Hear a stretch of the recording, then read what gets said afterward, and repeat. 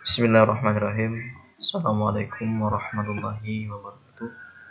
Baiklah, kembali lagi di video presentasi materi mata kuliah filsafat umum bersama dosen pengampu yang saya hormati, Bapak Amiruddin SPDI. Baiklah, di sini saya akan mempresentasikan materi yang berjudul konsep akal dan hati. Baiklah, langsung saja kita memasuki materinya. Yang pertama, konsep akal.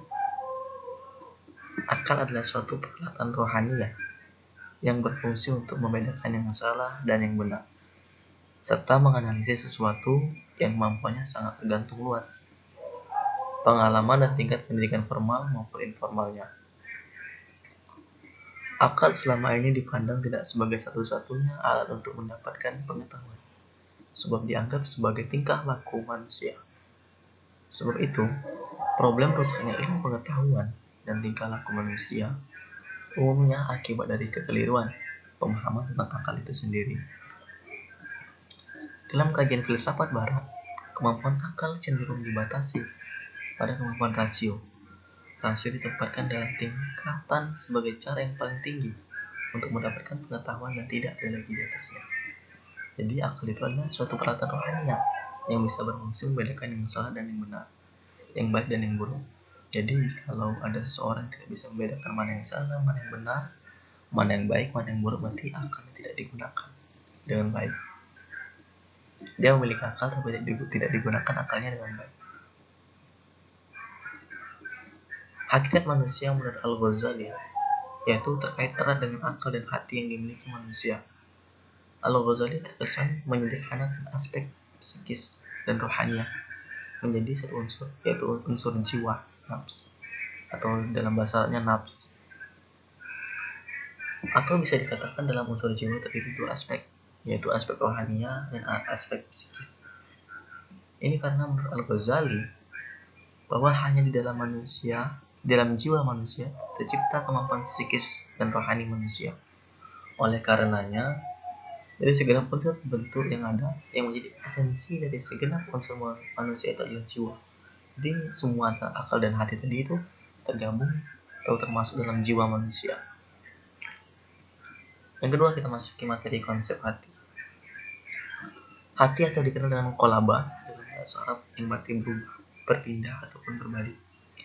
Sedangkan kata qalb itu berarti hati atau jantung. Istilah qalb itu menurut Al-Ghazali mengandung dua pengertian, yaitu spiritual dan materi. Pengertian materi adalah organ tubuh. Tadi hati atau jantung itu adalah organ tubuh, itu adalah materinya. Dalam pengertian materi, Al-Ghazali menyamakan dengan definisi nafs dan akal. Ini artinya hanya manusia yang memiliki hewan. Hewan tidak memiliki akal atau memiliki hati. Hakikat qalb bukanlah berasal dari alam fisik, namun dari alam metafisik. Karena keberadaannya di alam fisik ini masih dianggap sebuah materi. Inilah akibat qalb menurut Al-Ghazali, yakni hakikat metafisik tidak bisa diungkap kecuali apabila seorang mampu menghalau penghalang yang ada di antara dirinya di alam fisik dengan alam metafisik melalui perenungan dan mujahadah dari dalam dirinya.